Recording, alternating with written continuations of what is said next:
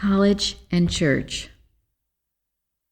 In 1867, I introduced the first purely metaphysical system of healing since the apostolic days. I began by teaching one student Christian Science mind healing. From this seed grew the Massachusetts Metaphysical College in Boston, chartered in 1881. No charter was granted for similar purposes after 1883. It is the only college hitherto for teaching the pathology of spiritual power, alias the science of mind healing.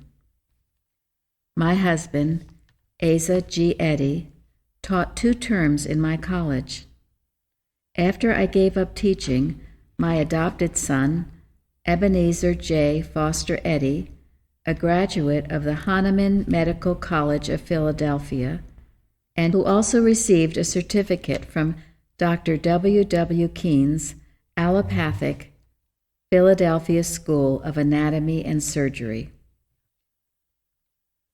Having renounced his material method of practice and embraced the teachings of Christian Science, taught the primary, normal, and obstetric class 1 term. General Erastus N. Bates taught 1 primary class in 1889, after which I judged it best to close the institution. These students of mine were the only assistant teachers in the college.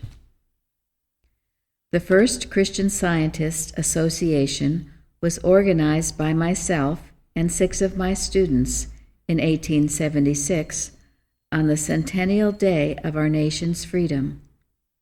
At a meeting of the Christian Scientist Association on April 12, 1879, it was voted to organize a church to commemorate the words and works of our Master, a mind-healing church without a creed, to be called the Church of Christ Scientist, the first such church ever organized. The charter for this church was obtained in June 1879, and during the same month, the members, 26 in number, extended a call to me to become their pastor. I accepted the call and was ordained in 1881, though I had preached 5 years before being ordained. When I was its pastor and in the pulpit every Sunday, my church increased in members, and its spiritual growth kept pace with its increasing popularity. But when obliged, because of accumulating work in the college, to preach only occasionally, no student at that time was found able to maintain the church in its previous harmony and prosperity. Examining the situation prayerfully and carefully, noting the church's need and the predisposing and exciting cause of its condition, I saw that the crisis had come when much time and attention must be given to defend this church from the envy and molestation of other churches, and from the danger to its members, which must always lie in Christian warfare. At this juncture, I recommended that the church be dissolved. No sooner were my views made known than the proper measures were adopted to carry them out, the votes passing without a dissenting voice. This measure was immediately followed by a great revival of mutual love, prosperity, and spiritual power. The history of that hour holds this true record. Adding to its ranks and influence, this spiritually organized church of Christ Scientist in Boston still goes on. A new light broke in upon it, and more beautiful became the garments of her who bringeth good tidings, that publisheth peace. Despite the prosperity of my church, it was learned that material organization has its value and peril, and that organization is requisite only in the earliest periods in Christian history. After this, material form of cohesion and fellowship has accomplished its end.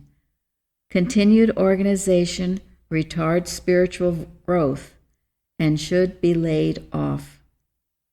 Even as the corporeal organization deemed requisite in the first stages of mortal existence is finally laid off, in order to gain spiritual freedom and supremacy.